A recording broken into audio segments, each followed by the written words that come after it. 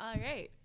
Welcome to Discovering Discovery, a podcast where a bunch of us get together and episode by episode enjoy and tear apart and dissect the new Star Trek series, Star Trek Discovery. On this episode, episode 3, we're talking about episode 4 of the show, The Butcher's Knife Cares Not for the Lamb's Cry. Jesus Christ, that's what this was called? Wow, that's a mouthful. Yeah, what the fuck? This is Megan's Aim circa 2001. And For those of us not John familiar, Quick, though, by the way, we should Yeah, intro our that's, names. Oh, yeah. That's John Quick. I'm Megan Washington. I am joined by Mr. John Quick. This is Greg Payton. Yes. For those of you not aware in the audience, and rest in peace, AIM, AOL Instant Messenger. That long title is Look, similar man, to if what they're many listening of us to would this, use. they don't know. They might not know. You They'll never know. You can have a whole bunch of Gen Zers who are just like, "What's AIM?" And, of course, we want to go ahead and say spoiler warnings are in effect. If you've not seen this episode, you may want to stop listening to us now or don't. I really don't think there's anything to truly Full speed spoil this ahead. time around. Warp 9. I highly recommend listening on your big speakers. Yes, let's... Forget the fabric of the universe and just go. Warp 9 it is.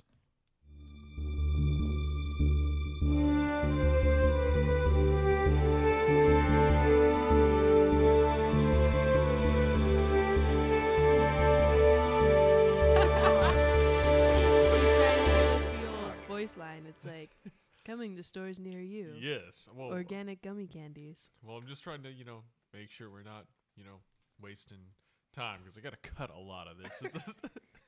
Look, man, we'll come up with a code word. Okay. This is true. All right. So this is Discovering Discovery. We just Wait, got are we finished recording watching- now? Yes, we're recording. Oh, I thought we weren't recording. Well, I just said we were recording now. So yes, yet again, this is Discovering Discovery. We just got finished watching episode 4 of Star Trek Discovery, and I saw some improvements this week. Did you? Yes. I saw some Yeah. some I'm so improvements. excited to hear what those improvements were. Particularly with Michael Burnham, sort of, we're beginning to see the nascent beginnings of her arc. Yeah, we're seeing her less as kind of warmongering. We saw her acting the most Starfleet we've ever seen her act. The problem being, The problem being what? there's literally no reason for the shift. It just happened. I guess that's true. No, it is true. There's nothing from like the last episode to this episode. Like nothing happened. The only thing that happened was she got the like little like the box, and then she didn't even open it till the end. So maybe if she would have opened in the beginning, that could have like triggered something to make her be like, oh wait, hang on a second. But like there's nothing to inspire the sudden change. This is true because, although her arc is present, this is definitely a situation where I would say It's unearned. if you were to rearrange a couple of the scenes, you would have seen, her direct motivations that her former captain said, listen, it's okay to be human. It's okay to look out for other people. It's okay to feel. And then that would have created that feeling toward the monster that, ends up killing the head of security and then ends up being Or if we the would have slave started with to them the at spore war. And, drives. like if we would have started with them at war and they were on the one ship with the one like peaceful captain or something, and she got transferred to this like warship, and then she was trying to like combat. There's just so many other ways this could have gone. Yeah. Well, let's go into Megan. I know you have a litany of problems with this episode, and your distaste with Star Trek Discovery has kept growing. Can you elaborate on a few of those things? I keep showing up, so I keep giving it a chance, right? Which could Do be you feel better about which it could now? be the eternal optimist that is a Star Trek fan. Are you watching it like purely as hate watch No, now, or as Look, because like man. you genuinely are hoping that at some point it's gonna turn for you?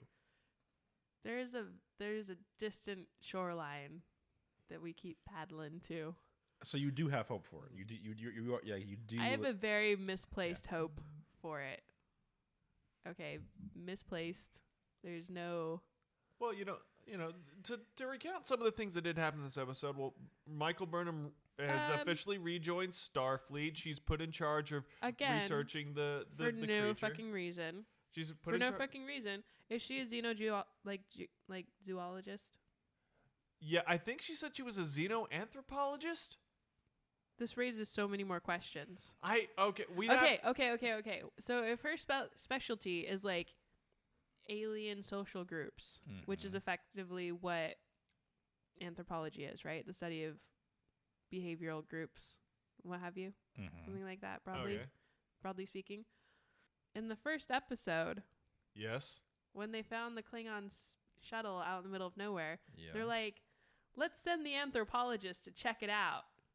I mean, she has other degrees. We have that has been established. These as well. people in Starfleet are multifaceted. They're I'm just checking. multifaceted. I just want to see You what page can't you're just on. be good at one thing and serve on a ship. You must be good at multiple things.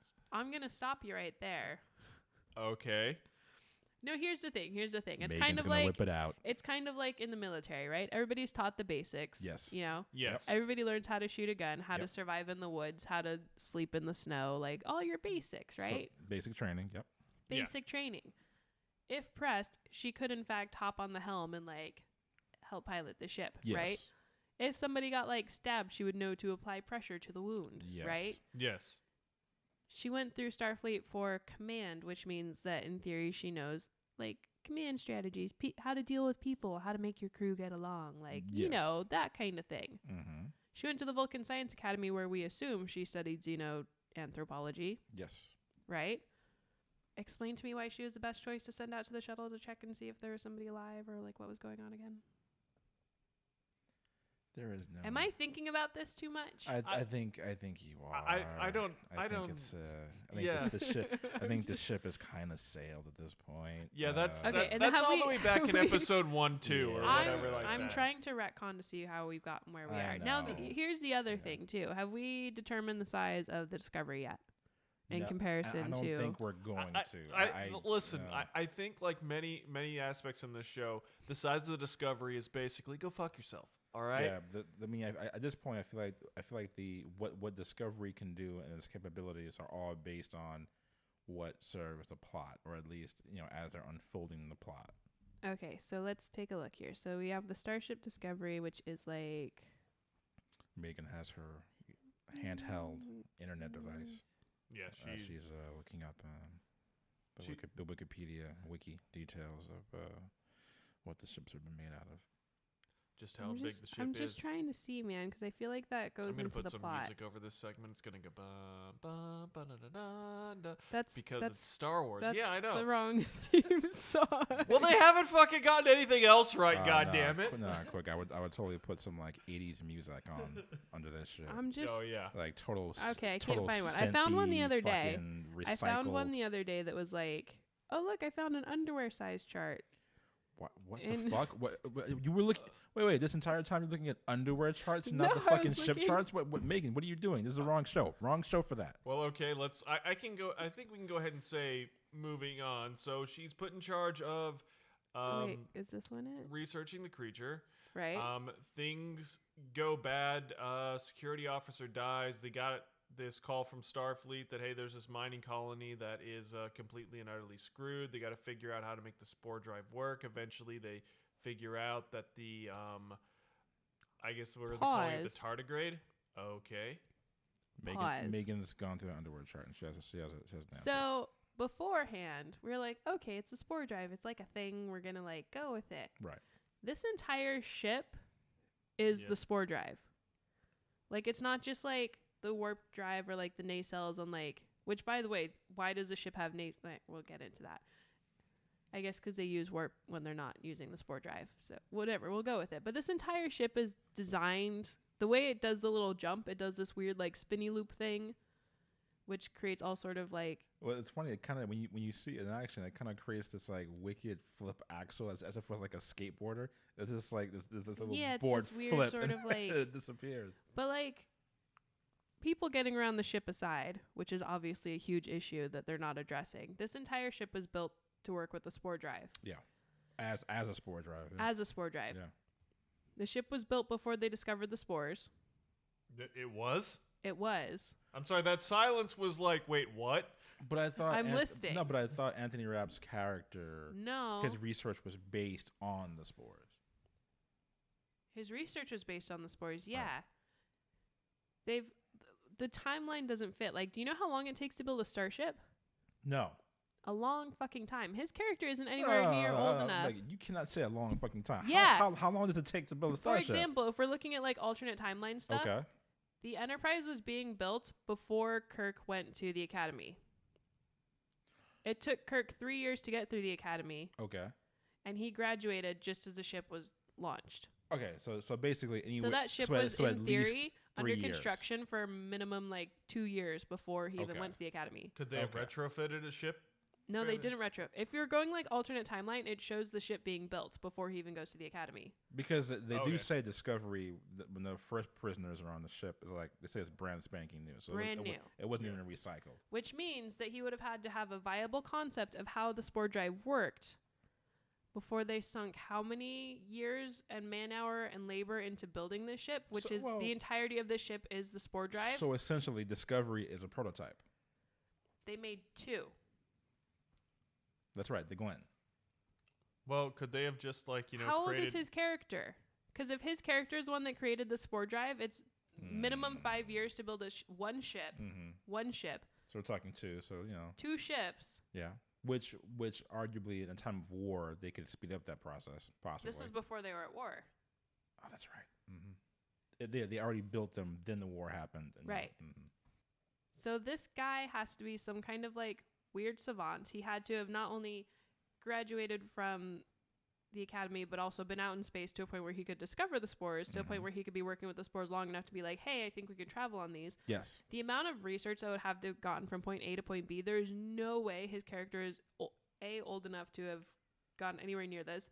B, he should not be anywhere near as junior as he is if his entire, like his research created this entire fucking ship. Right. Not one ship, 2 ships. Right. They would know how it works if they built the entire ship around it. Because the way that ship twists and everything works, they would know how it works. You can't build a ship where the entire ship is a spore drive and not know how it works. And missing one key component of. All right. So how do we get from That point A to doesn't point work. B? Yes. None of that works. Well, Megan, I'm going to just default back to the explanation that has been most fervently given to us, which is just fuck you. Oh, Like, okay. that's what- Okay. I mean, I Got it. Yeah. I mean, I hate to say. Did it. I It's- just think it's- about that too much? No, it's a timeline thing. It's really It's a not- timeline it's not thing even- it's- where they didn't, they may not have plotted out the logistics of what it may take to do all these different things. Well, I think that in a normal show or just in a normal situation, we wouldn't even be like thinking about or considering this, but considering just how many plot holes and inconsistencies that are coming up, The we entire are. thing is a plot hole.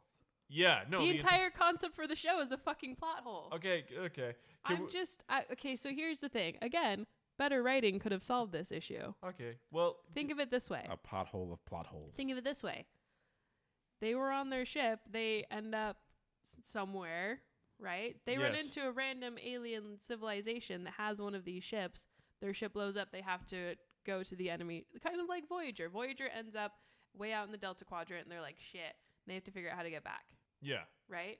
Something similar could have happened. They could have run into some spores. Their ship could have gotten torn apart. They could have ended up God knows where and been like crap and had to like rig something up. Yeah, but you're forgetting there's a Klingon war happening. That's their plot. That's their plot. Well, we have gone to war with the Klingons. It was not at this time. All right. Well, I know that this is I definitely digress. getting it. We were This is trying to do a recap of the episode. Yeah, well, we're trying to like get into the specifics of what problems did you have with this specific episode. I think we're I mean, that was the episode big 4, one. Episode 4, not That episode was- 1 through 3. Episode 4. That was the big issue that I had. just that the ship shouldn't work and or exist. Because fuck you. Yeah. That was basically what I'm getting at here is that none of this should be happening. Episode 4, because fuck you, Megan. Yeah. Look, I was willing to go with the spore drive until the entire ship was the spore drive. The Okay. entire ship. It's so funny because the first question Megan asked was, wait, why the fuck is the disc spinning? Like, what are so the people doing? Why is it spinning? This all started with me thinking, hey, they're on a spaceship, right? Mhm. You have to have like multiple ways to get places in case, you know, a chunk comes out. Like, what happens when you're in like on the ship and you get separated from like, which by the like, does it disconnect? Because it's doing one of those weird, like there's a globe and then there's another circle and then there's another circle. Mhm. So when it does the jump drive thing, they all disconnect from each other and they kind of like they do a spinny situation, Yeah. right? Yeah. So none of those things, like they have to disengage somehow. So Yeah. even if there were like a, you know, a walkway or a bridge between the two, it has to disengage every time they use the spore drive. So in theory, you have to have a time frame for them to be like clearing the tunnels, you know? Like there's got to be like an alarm. It's like, oh no, we can't just use a spore drive. What if like Tom is like walking home from his shift and he's in the tunnel and then they disengage the walkway? I think that's what Black Alert is supposed to be. That's not a thing. I think it's very. It is It's not admitted a thing. very It's not a specifically for this ship and this show. Look, it is. I think I know what Megan's missing. Megan Yeah. is missing that montage of everyone man your stations and that Yeah. montage of that. Yeah, as in like that garage. Yeah, sound there would be of, a like, all the sound. interlocking. There would be a gears sound. switching. We would have a sweet scene where people Yeah. are like Everyone's like jogging, locking you know, down. like- you have like doors, you know, Yeah. closing shut, like and like ceiling. There'd be like some this, stuff this happening. lateral movement of like. It would be like really cool looking, and people would be like hitting buttons and being like, yeah, like, Yeah. you know, montage. That You know, would've been- sliding into position. That Yeah. would have been bracing admittedly for a really cool Yeah. sequence for when they first like actually we Yeah. see them like engage the spore drive. That Yeah. actually would have but been awesome. but John, Yeah. fuck you. Yeah, that's true. So So let's get into what specific moments in this episode were hang-ups for you guys. Like I in general, like anytime that anybody is talking to one another and being a colossal asshole, which is pretty much all the time, but it really came to a head for me during that scene in sick bay when Stamets was getting healed by the doctor, and the doctor was just being a dick to him. no And I- bedside manner. Yeah. Well, at this point, I almost feel like the doctor from Star Trek Voyager was almost delightful compared to this doctor Well- on Discovery. He was also a hologram. Okay, he'd been programmed to deal with people. True, but I remember the main critique that he had initially when he was first came online was that he was just too abrasive, and once he began to get a personality, he was just too abrasive. At this point, he is sunshine compared to the doctor on Discovery. This fucking guy's just like, the fuck's your problem? Why are you breaking your nose? Yeah. But yeah, your guys' overall problems with the episode, like what were the things that were sticking out? Well, listen, I mean, I You you know, mean besides the fact that none of it works? That's a all-encompassing I'm just saying. note. the one We will bear it all in the- mind. The one problem is this. The one problem, I'm just saying. and I'll compare it to other sci-fi shows that I really enjoy thoroughly. Is like if you look at something like say the most recent iteration of the Battlestar Galactica series, when they were in a time of war or when they were on the run, you always felt that there was this urgency that they could die at any moment. Even the quiet moments were rife with tension, fear, and the threat of destruction. The problem with this particular episode is that I know that they're all prepping to go into war and go into battle, and they get this distress signal to save this colony, this mining colony that has all the resources that could basically either help or hurt the rest of Starfleet. But my concern is Did we figure out what they're mining, by the way? I forgot what they're mining, Because their but lithium the, crystals do not get used up that fast. But the urgency, would behind cripple the the fleet. Klingons going after Discovery once they do save the colony, I kind of wondered, well, well, that's another thing. where is the urgency of this war? Because it's not just those birds of prey that are attacking the colony.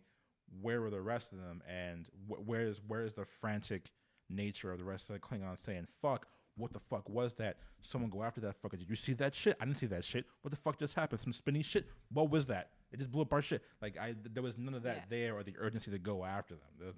That was my main problem with it, Well, because there's they just none kind of of that. just pop They in just and kind of pop out. popped in, popped out. Like Yeah. the colony was under attack for how many hours before they got there. Right. But once again, the birds of prey had to come from somewhere. Where'd they come from? We don't even know where they're at in space yet. Like, we have no context for how far into Federation space they are. Context is king, and they don't have any right now. That was the title of the last episode, by the way. It's still How something the we're fuck struggling is with. that? So if we're just, I mean, if I'm picking something else that was like a major hang up for me, Yes. nobody's A, doing their jobs, and B, nobody's jobs make sense. Okay, can you give us some specifics from this episode? Okay, so the chief security officer, right? Yeah. Yep. Now, bear in mind, they're planning a jump into a tactical situation, into a war zone. Yeah. Like, That- someone's under siege. That would Yep. be correct. Mm-hmm. Their security officer is chilling down with the science experiments, Mm-hmm. going, hey, we found this random bug. Like, I need to turn it into a weapon. Mm-hmm. That's true. So the disconnect for me is why she's focused on some random like side experiment that they've got going on, as opposed to the fact that they're literally going to be jumping into a war zone.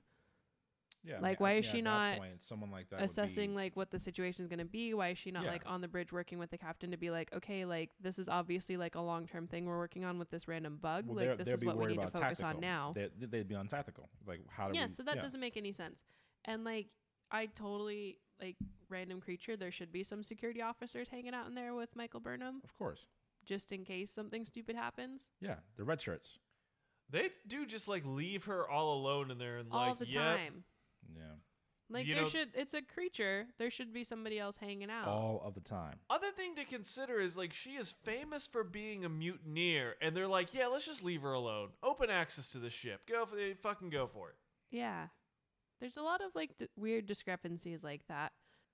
Like her roommate gal, there's a whole lot of weird stuff going on with her. She's got this like weird obsession with her. Like she doesn't have any of her own story going on, which is really weird. Also, too, on top of that, again, if she is I have a still a theory. cadet, I have I'm a theory. concerned as to, well, okay, what is your? If I you're don't a cadet, think she's then, real. Oh, you think she's like some kind of AI or I some think kind of she's like a holographic figment of her trick? imagination. I think that her guilt is manifested in a cadet that she's using as a soundboard for her like problems. first of Then all- how the all- hell did she get through the security thing last episode? I was just going to say. Look, man, none of this show makes sense. No, okay? no. What I was just going to say, Megan, is like if that's the case, if that's all in her mind, and that even the breath thing of her getting into the spore room was just a figment of her imagination. First of all, that is an amazing fucking idea. Quick, Right? I need you to insert some kind of fucking like applause shit, some kind Oh, of yeah. like It's crowd genius. cheering or whatever. Now, on the other hand, and now this is where you insert the boos and like the fuck alls. yeah. It's. I don't think I'm concerned they're not. You're gonna do saying that the writers aren't smart enough to have thought up something clever like that? I think you're right, Greg. I think you're right. I think they are, and I think they have. Do I think they went in that direction? I don't think so. I think you're giving the writers too much credit for their intelligence. Listen, Here's the thing. there are a lot of people who work a lot of hours in this thing. I'm Here's just saying, a the lot of thing. ideas go around. Okay. Star Trek is famously known for its like episode structure, Fake out for the whatnot, for yeah. the strength of its episodes, for the storylines, for like the multiple storylines. They're famous for it, for the Yes. quality of the writing. What we've got going on here, let's say you have three storylines, right? So you have the main beat with the like suitcase and her roomie. That's kind of like your main character beat. Mhm. Okay. You've got the B story, essentially, which is them dealing with the crisis on the planet. And then you've got the C story, which is I refuse to call them Klingons. We'll Wait. call them the snake people. Well, technically, the suitcase, the last one testament of her captain. You say that's like the is- C story. But yeah, it's the that's first more thing. of the but that's more of the C because we don't come back to it. The majority It's of like our the episode, first thing we're introduced to, though. but the majority of our episode is about how do we get the spore drive working. That's your It's A. not so much that, but it's where the elements are introduced in the episode. I understand, but most of our time is spent where? Trying to get the spore drive working. That's your A. Right. So that's like, say that's your, now traditionally that would be considered like the B story. Okay. Like as far as Star Trek okay. is concerned, that Okay. would be the B story. Like the way their episode structure work, that's Okay. not the issue with the planet. It's not going to be the main issue. It's Right. like there's an episode of Star Trek where They're trying to move a moon back into orbit so that Right. it doesn't fall and crash the planet, Yeah. right? That's the B story. That's like the main thing that you're dealing with the Mhm. entire episode, Mm-hmm. but that's not what the episode's about. Right. So with this one, the moon crashing into the planet would be them trying to save the colony by trying to figure out how to use a spore drive to get to this colony to save them. Right. I mean, there's all kind of issues that we could come up with that. Mm-hmm. One, they're super far away from this planet. I guarantee if this planet was such a huge tactical importance, there would have been other ships there already. There would have been ships closer that would have been protecting it already. Yeah. That's Right? that's There would have that's been- another. There would have been other ships Question. like on their way there, and they're saying, "Hey, they destroyed all the ships that were in orbit in the area. We've got other ships going. They're not going to make it in time. Does the spore drive work? Can you guys get there faster?" Mm-hmm. So there's ways they could have done that, and that's why they pieced out so quickly, is because the other ship showed up. But that's, again, if we're doing the, like, this is like a Black Ops ship kind of thing. It pops in, it's like a Phantom. But then there wouldn't be two, and they wouldn't be, there's... Mm-hmm. Yeah, looking back, I'm kind of wondering why the hell did they destroy the Glen and not like tow it back? If like, Right? This is a super secret technology. They're the only two ships that have this. They're just leaving this giant piece of, like, new technology, this... And also too, if it's that important, then they should They're be able just to leaving it there? salvage it and basically reuse it. yeah, well, no, they destroyed the Glen, but they left the Shenzhou just like sitting out there.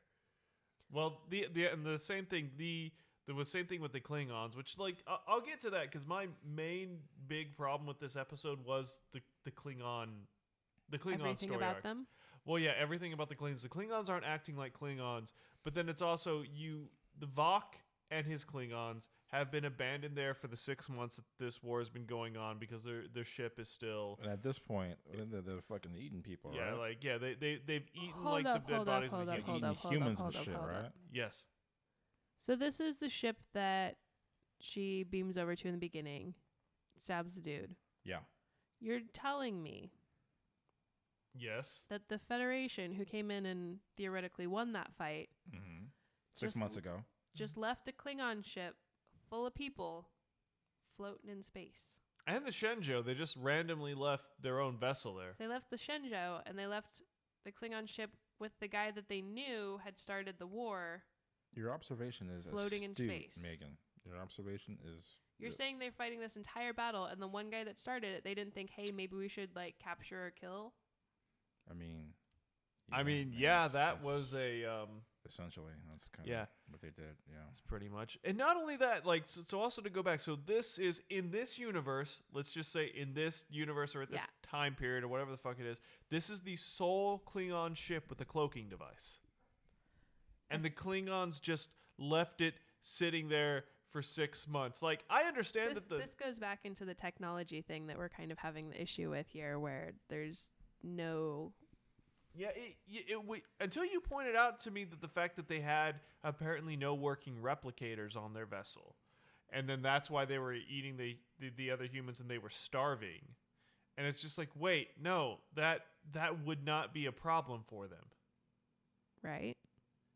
Yeah, I didn't think about that. I was just like, oh yeah, I guess they're running out of food. That happens on ships. Wait, that doesn't happen on Star Trek ships. That doesn't happen on starships. Okay, and if they were to the point where they were running out of food, they would have had a hell of a lot more problems. They wouldn't have been floating around for 6 months. Like, shit would have been a lot more dire than what it appeared to be. I'm just saying there's a lot of stuff that it's like they're counting on you not to think about to get what they want to happen. Yeah, and then then there's good old Cole, which Cole is apparently from the same house as Core, Mm-hmm. and which kind of might explain his potentially his high and mighty attitude, because I think Core also had one of those. I'm not going to call it a high and mighty act. That's the dude that cruised up with the war paint, right? Yes. Yeah. So he's the first person that even vaguely acted like a Klingon. Like, vaguely. Yeah. Because he rolled in, he's like, I've come to take over. Yeah. All right. Even though when he first showed up, he was like He did it really badly and a wolf really like... Well, he came in like a wolf in sheep's clothing, basically to disarm the other guy. Which, if we're going with the plot that the other guy's been they're starving in space for the last like 6 months, there would have been no need for him to roll in all subversively like that. He would have just showed up. I'm here to take your shit. I mean, if they had the power to keep their shield, the only way he couldn't have come aboard is if, say, you know, he rolled up and they didn't take their shields down so that he could beam aboard. Yeah. Right? Because you can't beam onto a ship when the shields are up, which I know they've ignored completely because they beamed aboard the Klingon ship in the first episode while the shields were up. I chose not to mention it. I thought the shields were down because Were the shields down? No, because they lopped off the head. Remember, they fucking blew up that the bomb they put on a Klingon dead body, which Did they hit the shield generator? well they took off the head of the ship. So I mean, That's not really how it works. it was a big explosion. There was like a lot The of shit. shield. And It's not flying like bodies. it's not just like a bubble. Like it can. True, but in theory, I would assume that explosion would have taken down the shields within no We'll time. we'll say we're going with it. Yeah. Okay. So on this one, like he shows up, he buys the rest of the crew with food. Human carcass. Which shouldn't he have to like challenge Vach and defeat him in combat for leadership, for control. for leadership? Yeah. I mean, the way it traditionally works is that the crew is very, very loyal to their captain. Yeah. Now we're in a bit of a weird situation here because he wasn't actually the captain of the ship, so why he's in charge is kind of weird. But also, too, I mean, it's also a big question of you know, if we were to stick with the Klingon tradition of fighting your way to keep your place. You fight your way to keep your place. You fight your way to the top. You're basically always watching your back. Yeah, I mean, it would They're have been very much really about interesting backstabbing in politics. to see him fighting his way to keep his place, and all of a sudden this fucker shows up with his war paint. It's like, what do you want now? That would have been a great challenge. There's a fascinating dynamic on Klingon ships, and there's none of that here.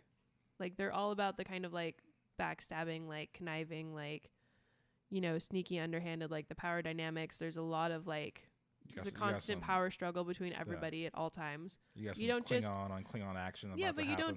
don't just become first officer and then it's like, oh, you're first officer. It's like no, you I have killed to. that motherfucker. That's how I became first officer. Yeah, you like got your spot as first officer. Like there's always somebody else who wants to be first officer, wants to be the king. I won first Like, officer. You have to earn your spot and stay in your spot. This guy, there's no way he would even be on a starship. Like, there's just no way. It's not possible. Klingon philosophy: get down or lay down. Simple as that. Yeah, it's like either, like, get out of the way, or I'll make you an ornament on top of my fucking ship. yeah, like it's just it's disappointing because it's such an interesting, like, fascinating, like, culture, and there's just none of that. Yeah, it's very. I mean, I would have expected to see the batliths and fucking whipped out at all times. Not even the Well, shit. I mean, Not even on the shelf. Literally on your hip the entire They time. didn't even just really ready carry to around go the at it. like the bat. I mean, like they have all sorts of like daggers and knives and like Yeah. other stuff. You know, I mean, so those Sure. are like a full on like we're gonna go rumble weapon. Sure. But I mean, they have the like I can't remember what they call them, like the power sticks or whatever that they have. They have like these giant electrified batons that they have. Okay, Like yeah. they have all sorts of like really interesting stuff, and it's Yeah. just like now we're gonna talk about it. Yeah, Also, the cross compatibility of like the parts on their ship with the parts on the Federation ship also kind of bothered me. Especially definitely within this era where there would have been no exchange of technology between the Federation No. and the Klingon Empire.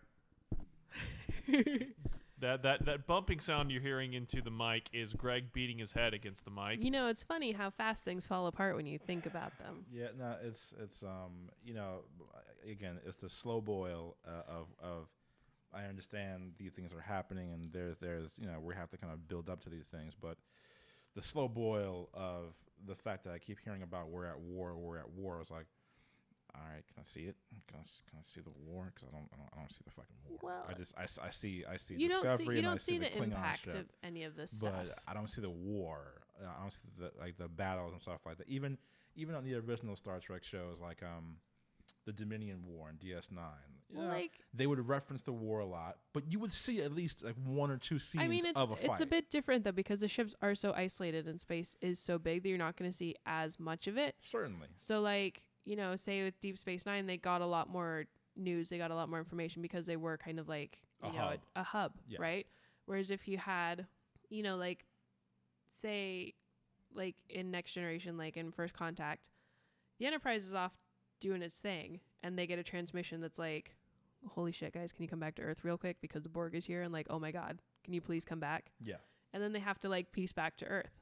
There's literally no way that they would have known if somebody hadn't been like, oh, hey, we're fucked. Can you like roll over? Yeah. You know? So it's just really weird the way you don't see any of that. There's no, and they had to like travel back to Earth. So there's like all the tension with them traveling back to Earth. You're like, what is happening there? Like, we don't know what's happening there because there's no more communication. Like, we lost communication. Like, they don't know what they're getting into until they show back up. Yeah. Quick, what did you think? You know, like I feel like you've been asking us, but what were the things that you liked, and what were your qualms? Well, again, I will go back to, like, even though there are problems as to why Michael Burnham made that switch, I do like the fact that she is kind of making that switch to thinking more like Starfleet. She's the most Starfleet that we see in this episode. First, she's not a huge dick to everybody anymore, even though she is kind of a dick to Tilly, but I completely understand that Tilly's annoying as hell. It's more of like making Tilly get to the point. Get to the point. If you want to be a captain, you gotta be tighter with this. Yeah. The thing that she did with Saru was also, I mean, it was also a little bit dickish, but it seemed very Vulcan. It seemed very like... Well, she said it was necessary. Yeah. It was necessary. I just like the fact that she's analyzing this creature that they have. Like, they have a creature that they only encountered as a very, very violent beast. And even she, first things first, it was trying to murder her.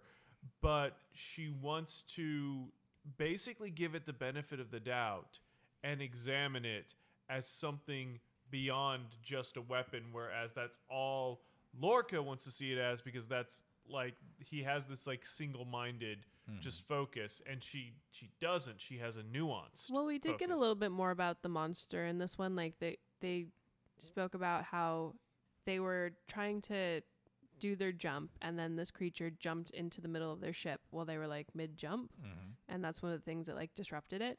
So they're trying to she's trying to figure out how this creature got to their ship in the middle of the jump, how it knew to get to the ship in the middle of the jump. Like, there's all sorts of stuff like that that's just not addressed at all. They keep talking about how they want to use it for this like epic weapon, but there's not been anything in the story that's given us an inclination as to why this creature would be such a powerful weapon that they have to devote all this time and research to figuring out what's so special about it. So that part's weird. Well, they do kind of address that. I know, like, at the time we were talking about it, the show was talking about it. We were talking about how the first or the chief of security was kind of just worthless. Dumb. Yeah, she was totally worthless. Not tactical, not chief of security light, kind of rash, kind of unintelligent. Yeah, so she basically has said that they know that this thing's claws can just rip straight through Klingon armor. It's unaffected by batleth. It's completely unaffected by phaser fire. I guess. And then she proceeds to take out a phaser to defend herself from it. Well, she's dumb as hell. We have established that. She's the chief security officer on this ship in the middle of a Not war. anymore. She's dead. In the middle of a war she's dead. On one of the like, newest ships. This is the gal that they chose as the chief of security. It's just it's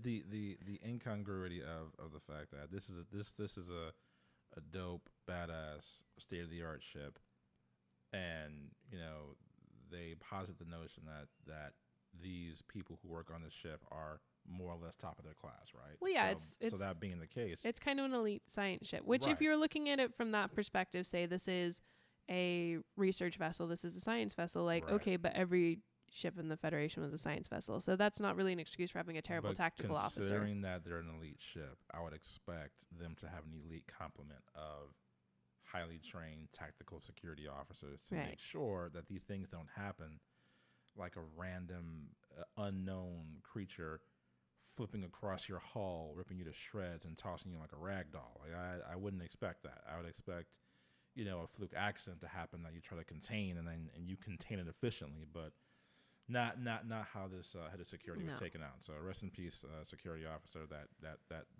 it just it's just poor writing. It did you dirty again. It did you dirty. It was like I felt like there was so much more I wanted to see from that particular security officer, and figure out really her motivations. Where did she come from? How did she come from? So well, we know that she was like really, really, really, really loyal to Lorca. Yeah. And it doesn't seem like most of the crew is. Like, she seemed to be like the only one that's like, I'll follow you through Hellfire. Which is really weird because you get the impression that the way it's written, that should be the case, and that it should be this weird sort of group of like fanatics on this ship. Yeah, nobody seems like they want to be there. Saru doesn't seem like he wants to be there, and he's the first freaking officer. Well, yeah, and like the thing that they set up with him, like in the last episode, was he's like, oh, like last time I allowed you to get my captain killed, like I'm not going to make that mistake again. You'd think that he should be very much part of this like kind of, cult of personality that the captain has going on. And it's not the case. Like nobody there cares. It's weird. Well, yeah. Well, even the guy like Stamets, who created the spore drive, is basically telling the captain that I'm going to tell you to sit and spin. I'm going to take my toys and I'm going to go home. And which again doesn't make sense because literally the entire ship. Because that's what the ship does. The ship well, but yeah, but the entire ship is the spore drive. Like he can't just pick up his research and walk away because it's literally the entire ship. It's not just the entire ship. There's a garden with, as he calls them, the mushrooms. Yes. Okay, so he'd have to pack up the mushroom garden. He'd have to pack up all of his stuff. He'd have to pack up the entire saucer section of the ship. I'm sorry. I'm sorry. I'm still stuck on the fact that I'm done calling the ship Discovery. I'm now calling it a sit and spin because that's exactly what the fuck it does when it goes into the spore drive. It literally sit and spins. It does this weird sort of like up situation. That's what it fucking does. Like it's a sit and spin. Holy shit, Quick, you called it. That's great. That's fucking great. It's a fucking sit and spin. I mean, yeah. So I don't know what the hell is holding the ship together. But it's only 3 episodes, so I guess Lorca's holding the ship together. No, we just established that he's not. Willpower. Second of all, that fool keeps eating food next to his tribble, and it freaks me out. Yeah, we pointed that out on a few times. So yeah, So nothing is keeping the ship together. Nothing's keeping the crew together. There's no loyalty to either the Federation or the captain. And then the other thing that the only effective way to make the spore drive work is to essentially enslave this creature, but also we can clearly see that whatever this device is doing, it is physically harming. So yes. Now this one right here, I have a solid inclination of what's going to happen. Did you guys ever watch Doctor Who?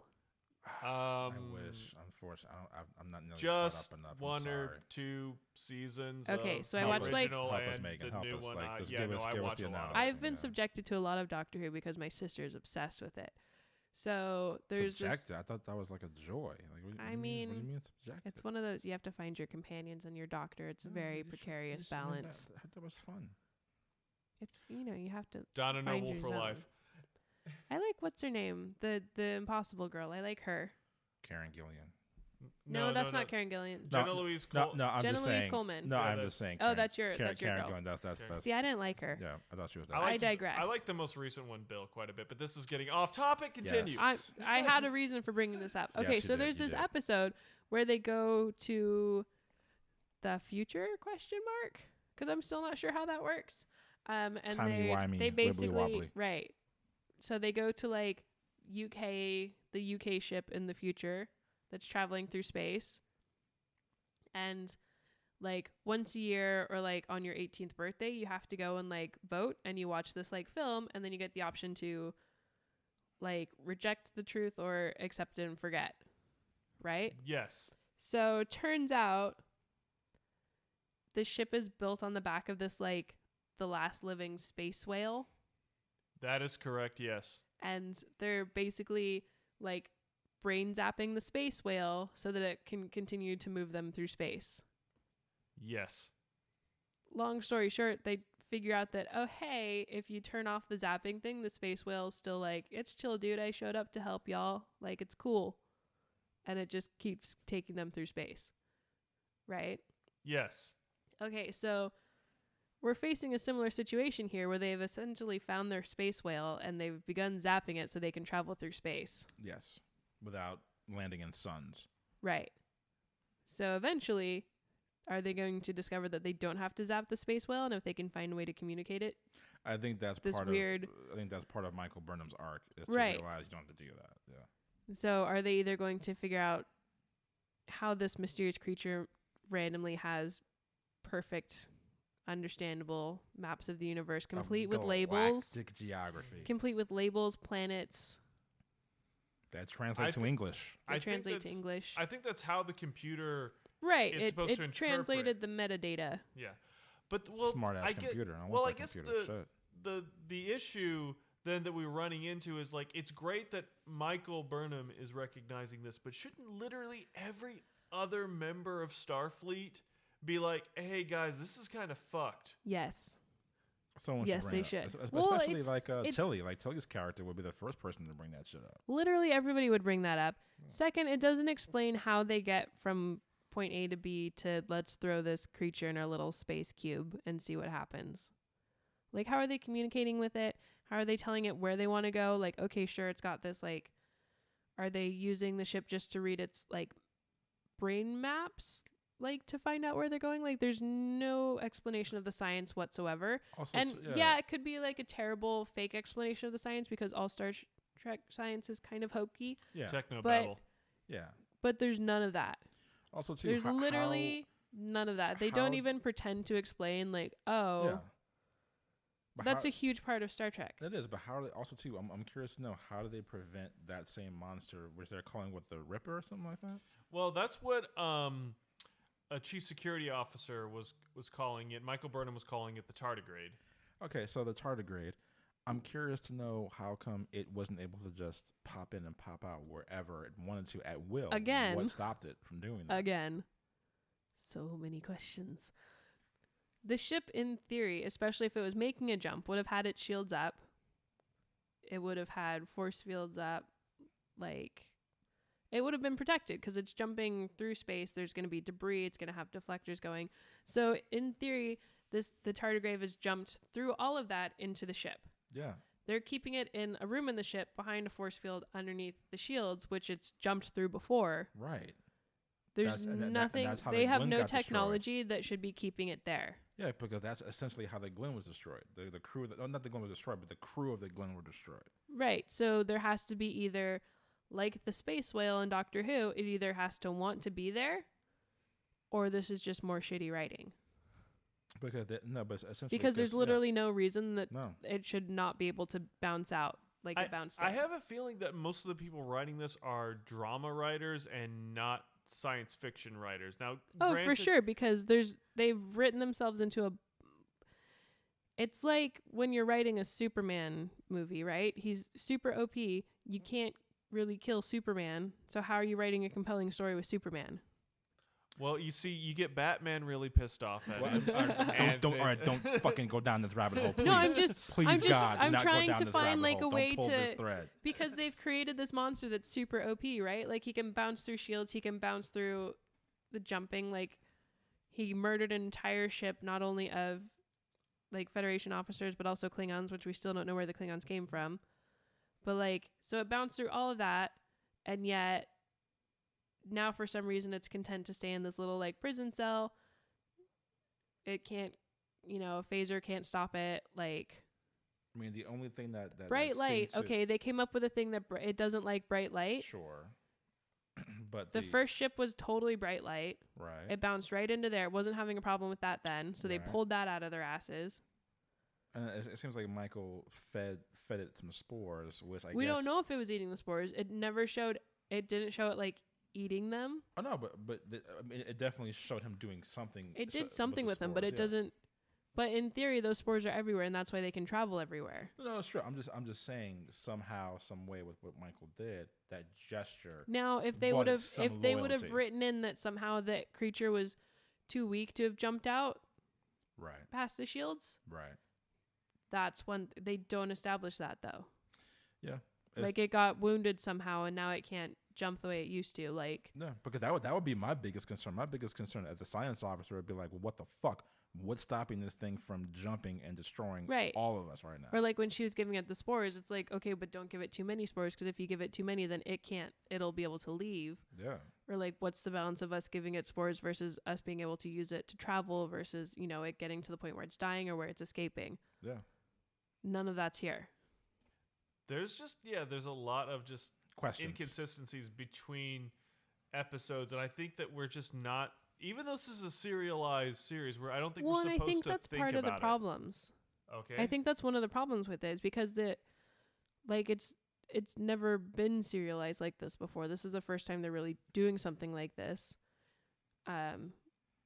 Like, I don't know what any of the writers worked on before, so I can't say if any of them are familiar enough with like science fiction writing.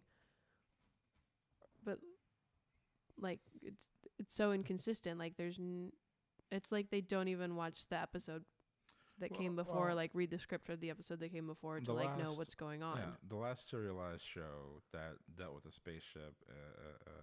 Well, there's been a ton. No, but I'm saying the last one that was critically acclaimed was, to my recognition, to my memory, was Battlestar Galactica, and Well, there's like Battlestar Galactica. Yeah. There was I know. Dark Matter. I'm that just they had. saying what they managed to do was, in those situations they got you outside of the episodic notion and focused on the more serialized stuff over time, overarching.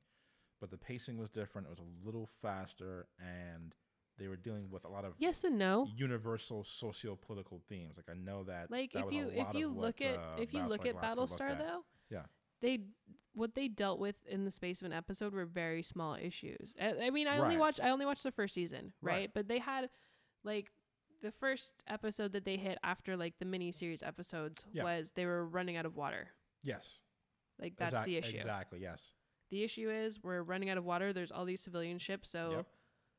like the Galactica is using its water reserves for all these civilian ships, and like Yep. that's what the drama is. Yep. Okay. With this one, it's like they're taking these massive story concepts and they're trying to boil them down so they can do them simply. And something like this, like figuring out the space alien and the jump, that's a much bigger, Yeah. That's problem. That's a an much idea bigger that story you arc. explore over a couple of like episodes. multiple episodes. Yeah. Like multiple episodes. That if the way they're structuring the show, this should be a multiple episode issue. Oh, like there also is a curiosity, and once again, I'm sure this was discussed, is the consequence of the other crewmates that Michael Burnham served with. well, we never see any of the other crewmates. No. Yes, We do. don't know- No. Yes, we do. We see the crewmate who has the shaved head and the metal plate.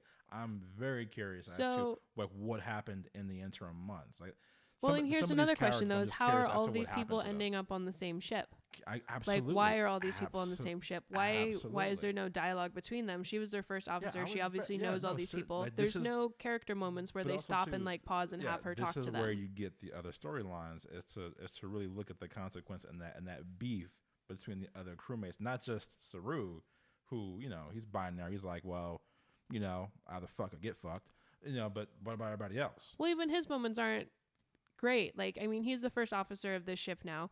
He should be having those one-on-one moments with the captain where they're discussing what's going on, where they're having, discussions about where they're going, what's going on, why he's using Michael Burnham, like what his plans are. Like, they should be having those discussions so that we can get insight into his character. But instead we're getting, his discussion, like captain's having discussions with Michael for some reason. Right?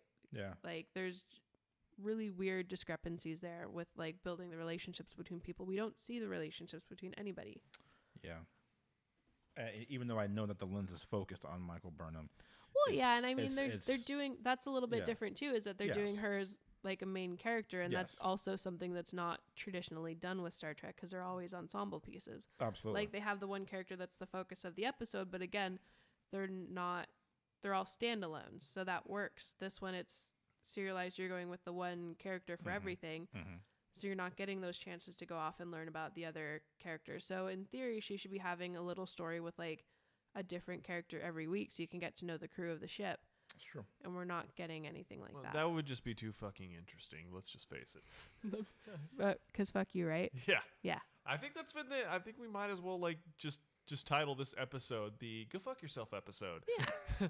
It's like Discovering Discovery, episode 3. Go fuck yourself. Episode 4. No, episode 4. Well, it's our third episode because Right. we covered the pilot. But don't two-parters. confuse the Like a two-parter, listeners. yeah. That- All don't- right. It's episode 4. All right, you don't want well, to confuse them. okay, out there. all right. Star Trek Discovery, episode 4. Go fuck yourself. The thing is that obviously it's such a rich universe that there's so many ways that they could have done this well Yeah. and done this in an interesting fashion and taken all of these, new ideas that they had, with the spore drive, having a single character, having it be a more, like a more consistent storyline for the season. There's so many different little things here that they could have picked up and been like, okay, this is great. What are we going to do with this? Yeah. And they did none of those. And I think that's the thing that's kind of more disappointing is that watching this is you see all the things that it could be if there'd been effort put into those But things. also too, I think it's also kind of like that. It's kind of like that oncoming train that at some point, no matter what you do, you're on this track, and the train's coming right towards you, and you're not getting off this track. So you either figure out how to build your way out of this, or get hit by the train. Well, Unfortunately, that's the thing that I this think is. I think they spent most of their time trying to build their way out of it, instead of making a better train or just getting off the tracks. When This has been cleared for wasn't your season 2 choice. already. Yes, it has. All right, how many episodes are season 1? Is it like a 10 episode thing? Like, what are they? Because I know it's like a little bit different because it's an online platform. Let me double check. Because I'd be interested to know like where we're at in like the story arc for the first season. Like what I mean, that's another thing too, is that in terms of writing, if this is like a season arc, like what is the season arc? Like what are we looking at? Is it her, like the story between her and the Klingons? Like, because she's had zero interaction with the Klingons since the first episode. So it would appear. Sorry about that. So Bong. seriously, that was like very, very lots Gong. of attenuation, like a gong noise. Sorry about that, folks. So it appears that the first season is comprised of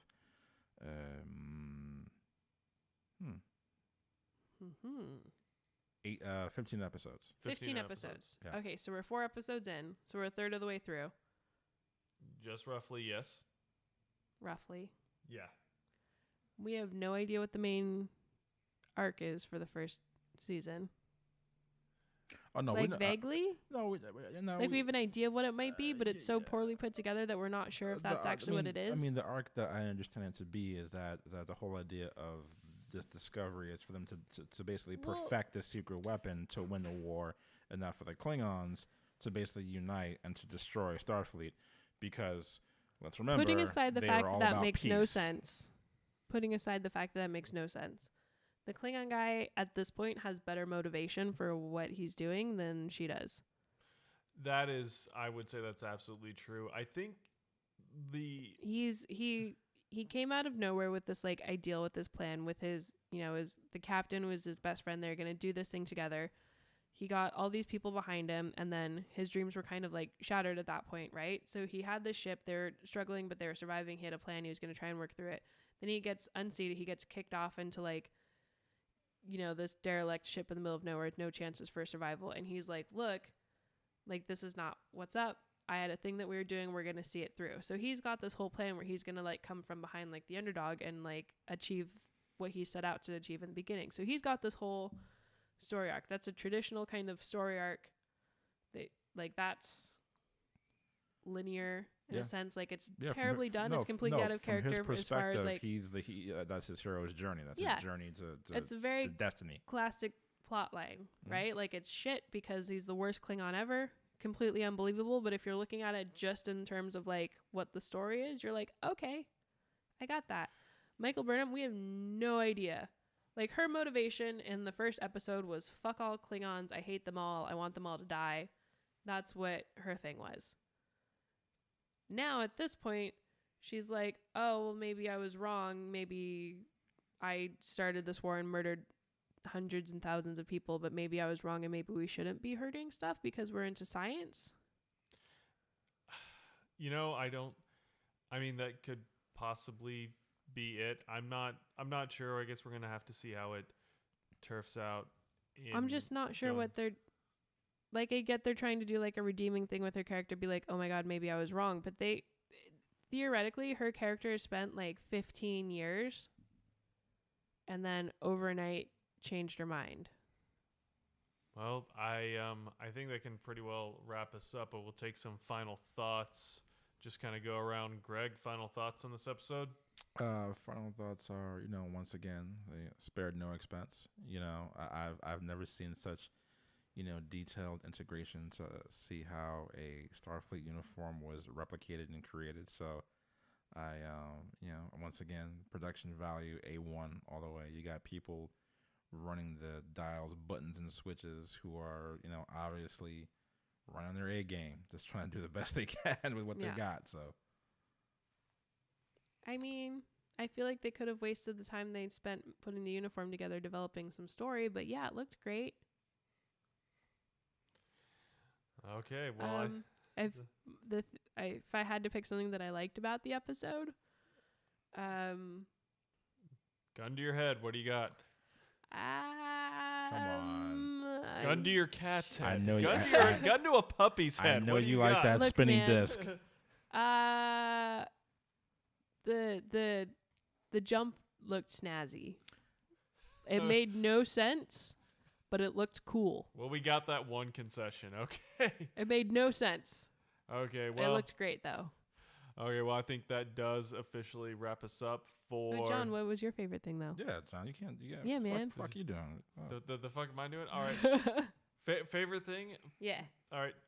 Favorite thing would have to be, and I know that this is gonna seem like I'm just a Doug Jones fanboy, but like everything involving Saru, he is the one actor and character in this show that does not talk like an asshole, even when he's like lobbing insults. He talks like a normal person. He doesn't sound like a douche. He doesn't have that weird cadence to his tone. He doesn't have the weird sort of edge to his voice that everybody else seems to have. Well, Doug Jones is. I feel like Doug Jones is a national treasure to all sci-fi, like an international, global treasure to all sci-fi. It's hard to convey that much with that much prosthetic.